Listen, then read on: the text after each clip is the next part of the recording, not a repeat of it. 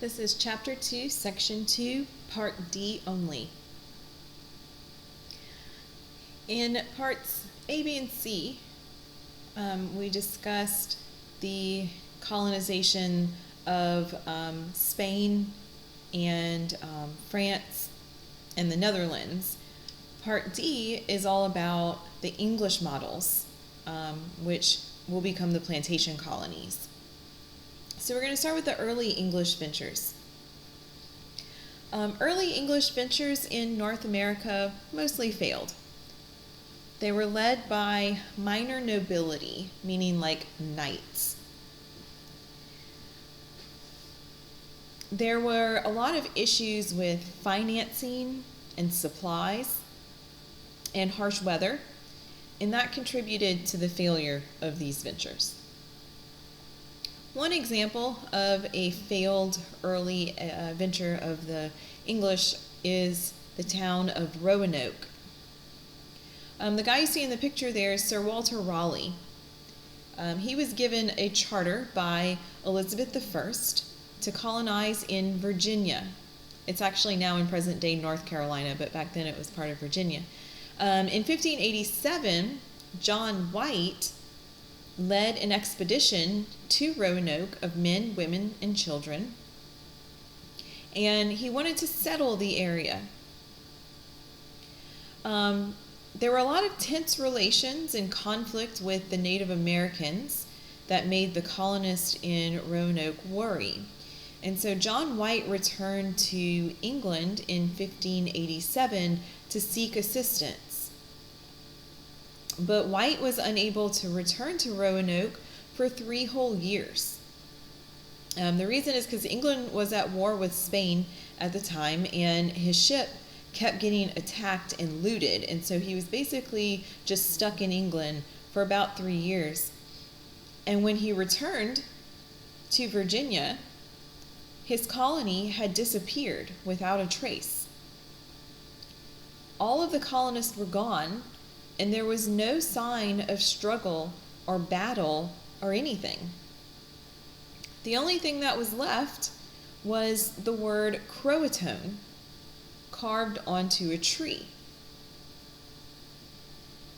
And so Roanoke became known as the Lost Colony because no one knows what happened. Even to this day, no one really knows what happened to the colonists.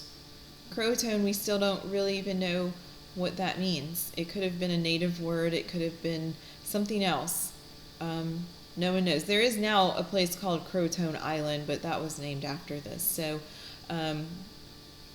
Roanoke is just the lost colony, the colony that disappeared. And it's just a prime example of some of the failures that the English faced in the beginning of their colonial days. Now, Jamestown, Virginia is going to be a different story. After the colonial failures of the nobility, merchants became the leaders in colonization. Their goal was economic. They wanted to trade.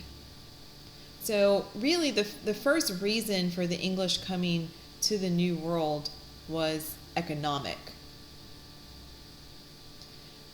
In 1607, the Virginia Company, which was a trading company, sent their first expedition to North America.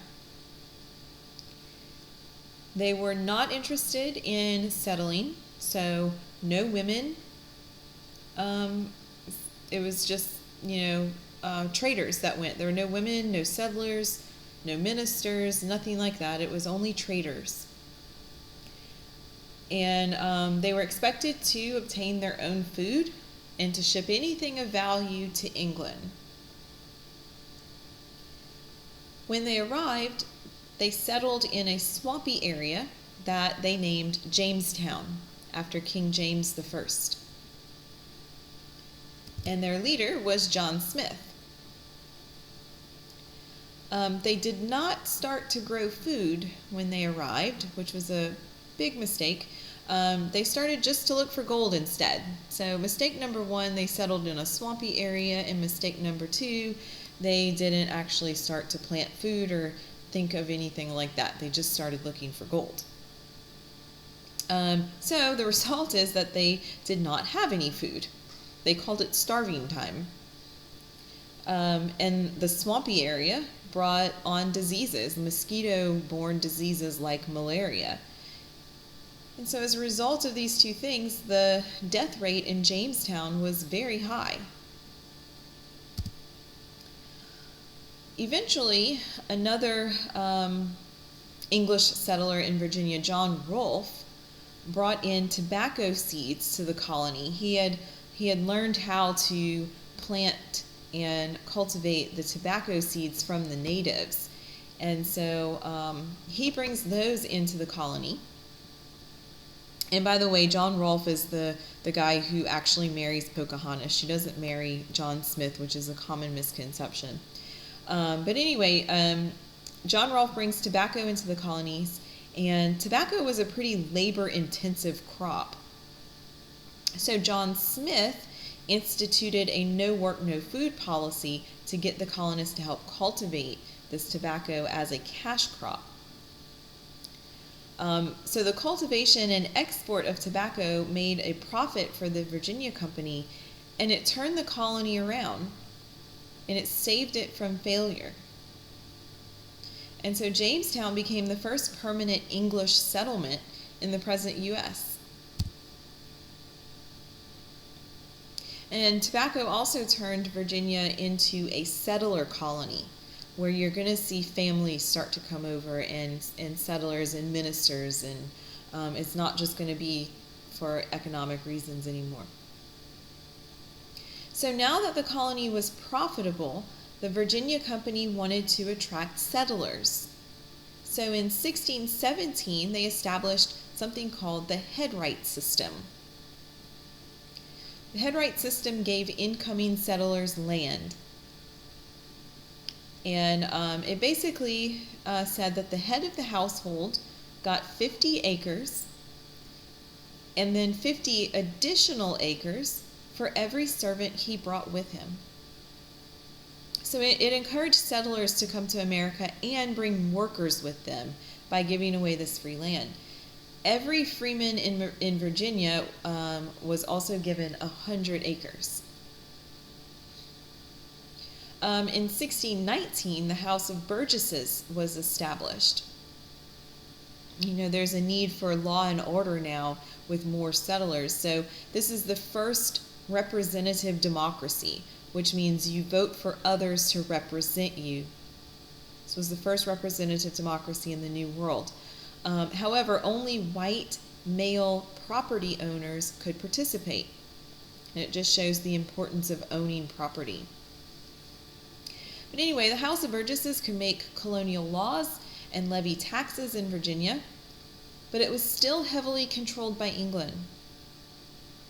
The governor, who was appointed by the king, or the Virginia Company Council, which was kind of like a board of directors in England, and the king could veto any of its legislative acts. So the governor, the Virginia Company Council, the king, they could all veto things coming out of the House of Burgesses. But the Virginia population continued to grow.